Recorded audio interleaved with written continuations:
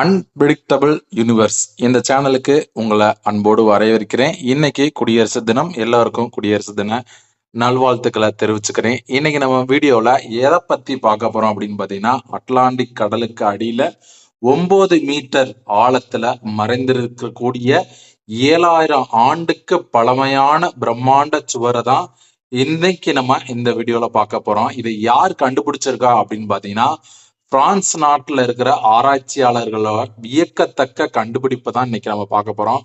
அதாவது பழங்கால மனிதர்களின் பொறியியல் திறமைக்கு உலகிற்கு இதை பறைசாற்றிருக்கு இந்த வீடியோ. ஸோ வாங்க வீடியோக்குள்ள முழுசா என்னதான் நடந்துட்டு இருக்கு அப்படின்றத விரிவா பார்த்துடலாம். அதாவது அட்லாண்டிக் கடலுக்கு அடியில சீற்றமான அலைகளுக்கு அடியில பாத்தீங்கன்னா காலத்தின் சுவடுகளை தாங்கி நிற்கும் பிரம்மாண்டமான கல்சுவர் கண்டறியப்பட்டிருக்கு.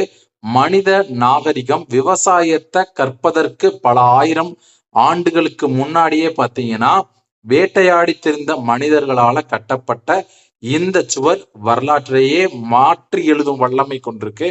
அதாவது பிரான்ஸ் நாட்டின் பிரிட்டனி கடற்கரைக்கு அப்பால இருக்கிற செயின்ற தீவு பகுதியில தான் இந்த சுவர் கண்டறியப்பட்டிருக்கு. வியப்புக்குரிய விஷயம் என்னன்னு கேட்டீங்கன்னா, இத முதல்ல கண்டுபிடித்தது கடல்ல உள்ள டைவர்ஸ் கிடையாது. அது ஒரு புவியியலாளர். அவரோட பேர் என்னன்னு கேட்டீங்கன்னா யுவஸ் ஃபேக்வேட். அவர் தான் இந்த சுவற்றை கண்டுபிடிச்சிருக்காரு. கடலடி வரைபடங்களை ஆய்வு செய்த போது பாத்தீங்கன்னா நேர்கோடு ஒண்ணு இருந்திருக்கு.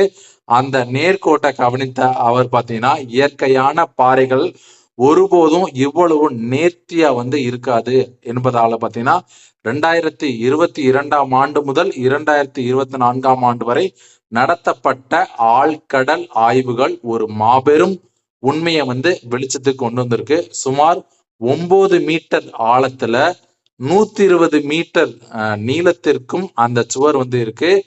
மனிதனோட கையால செதுக்கப்பட்டு அடுக்கப்பட்டிருக்கு என்பது உறுதியாயிருக்கு.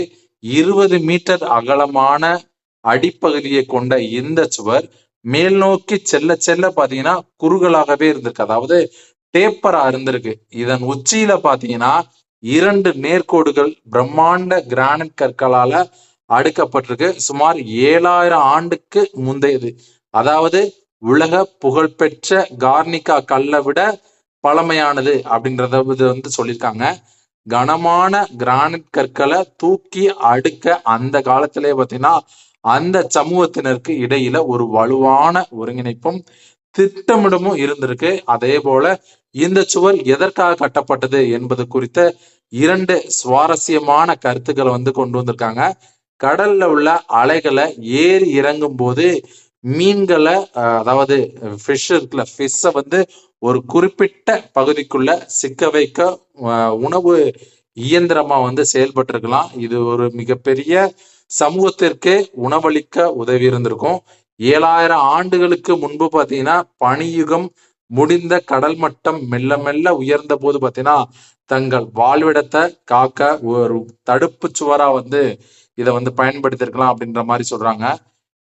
இன்னைக்கும் பாத்தீங்கன்னா சிறிய தீவாக இருக்கும் செயின் அன்று ஒரு தற்போதைய மிகப்பெரிய அளவுல அதாவது 14 மடங்கு பெரிய நிலப்பரப்பா இருந்திருக்கும் அப்படின்றத கருத்து கணிப்புல கருத்து தெரிவிச்சிருக்காங்க.